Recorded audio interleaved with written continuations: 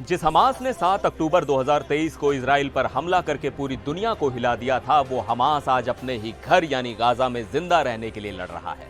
ये लड़ाई सिर्फ इजरायली सेना से नहीं है, बल्कि ये लड़ाई है अपने ही लोगों से, अपने ही कबीलों से, और ये लड़ाई है उस शख्स से कि उसका सबसे बड़ा मददगार ईरान अब शायद उसका साथ छोड़ रहा है। आज हम हमास की उस अनकही कहानी को परत दर परत खोलेंगे, जो बताती है कि कैसे एक ताकतवर संगठन आज 3 तरफ से घिर चुका है। यह कहानी है बगावत, धोखे और सर्वाइवल की। नमस्कार, मैं हूं सिद्धार्थ प्रकाश और आज बात हमास के उस संकट की जिसके बारे में ज्यादा चर्चा नहीं हो रही है। हम सब जानते हैं कि इजराइल और हमास के बीच 20 महीनों से जंग चल रही है, लेकिन पर्दे के पीछे क्या हो रहा है?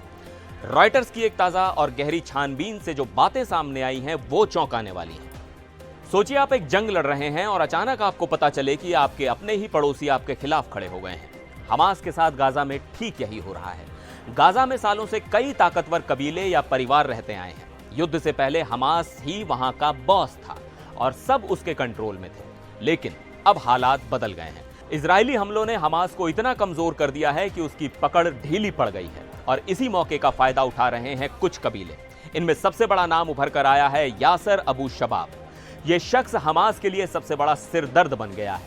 अबू शबाब और उसके लड़ाके दक्षिणी गाजा के राफा इलाके में एक्टिव हैं और ये वो इलाका है जहां इजरायली सेना का कंट्रोल है। हमास का आरोप है कि अबू शबाब इजराइल के साथ मिला हुआ है और उसके इशारे पर काम कर रहा है। हमास ने तो अपने टॉप लड़ाकों को उसे जिंदा या मुर्दा पकड़ने का ऑर्डर तक दे दिया है, लेकिन वो अब तक उनकी पकड़ से बाहर है। ये कबीले, खासकर अबू शबाब का ग्रुप, उन इलाकों में अपना कंट्रोल बना रहा है जहां हमास कमजोर है।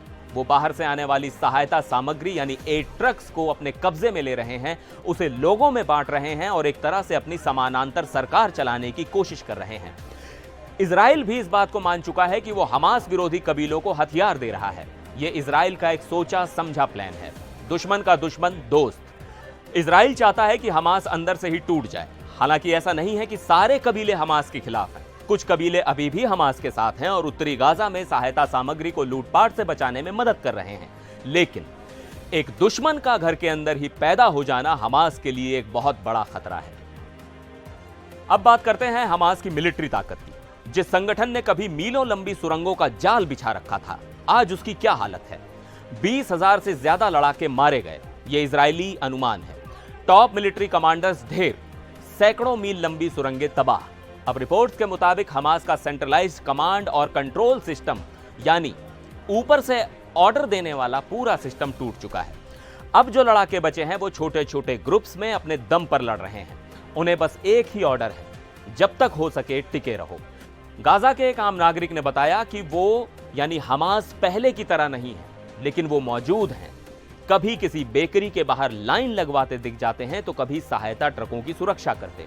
इसका मतलब साफ है, हमास अब बड़ी लड़ाइयां लड़ने की हालत में नहीं है। वो सिर्फ छिपकर अचानक हमले कर सकता है, जैसा कि हाल ही में एक हमले में 7 इजरायली सैनिकों को मारकर उसने साबित किया। लेकिन यह उसकी पुरानी ताकत का एक छोटा सा हिस्सा भर है।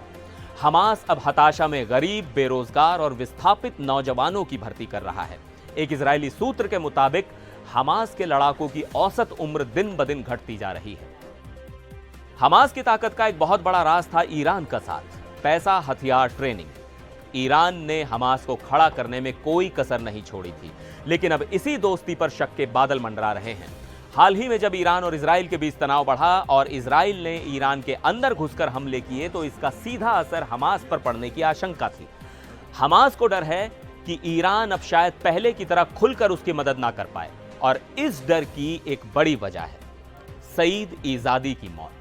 यह ईरान की रेवोल्यूशनरी गार्ड्स का वो अफसर था जो सीधे तौर पर हमास और बाकी फिलिस्तीनी गुटों के साथ कोऑर्डिनेशन का काम देखता था।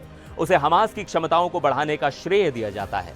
इजराइल ने उसे अपने हमलों में मार गिराया। यह हमास के लिए एक बहुत बड़ा झटका है, क्योंकि उसने अपना एक अहम कनेक्शन खो दिया है। तो इन 3 तरफा संकटों, अंदरूनी बगावत, मिलिट्री कमजोरी और ईरान के समर्थन पर शक, इन तीनों के बीच हमास बुरी तरह से एक युद्ध विराम चाहता है। लेकिन क्यों? तो सुनिए। जनता का गुस्सा शांत करने के लिए गाजा के लोग युद्ध से थक चुके हैं और हमास से नाराज हो रहे हैं। एक ब्रेक मिलने से उन्हें थोड़ी राहत मिलेगी। घर के दुश्मनों को खत्म करने के लिए। यह सबसे बड़ी वजह है। हमास के करीबी सूत्र ने बताया कि अगर कुछ महीनों का भी युद्ध विराम मिलता है तो हमास इस समय का इस्तेमाल यासर अबू शबाब जैसे बागियों और कबीलों को कुचलने के लिए करेगा। हमास के अधिकारी सार्वजनिक रूप से कहते हैं कि सरेंडर का कोई सवाल ही नहीं है, लेकिन अंदर की कहानी कुछ और है। एक सूत्र ने कहा कि हमें ऊपर वाले पर भरोसा है, लेकिन हकीकत में हालात अच्छे नहीं दिख रहे। तो तस्वीर बिल्कुल साफ है। हमास आज अपने इतिहास के सबसे मुश्किल दौर से गुजर रहा है। एक तरफ इजराइल का रिलेंटलेस मिलिट्री प्रेशर है, दूसरी तरफ घर के अंदर कबीलों की बगावत है और तीसरी तरफ ईरान के साथ को लेकर एक गहरा शक है। यह एक तिहरा संकट है। हमास इस चक्रव्यूह से कैसे निकलेगा यह देखना बाकी है, लेकिन एक बात तय है, गाजा की लड़ाई अब सिर्फ इजराइल और हमास के बीच नहीं रही। इसमें कई नए खिलाड़ी आ गए हैं जो आने वाले दिनों में इस पूरे संघर्ष की दिशा बदल सकते हैं। आपको क्या लगता है, क्या हमास इस तिहरे संकट से उबर पाएगा या ये उसके अंत की शुरुआत है? अपनी राय नीचे कमेंट्स में जरूर बताइएगा। मिलते हैं अगले वीडियो में, तब तक के लिए नमस्कार।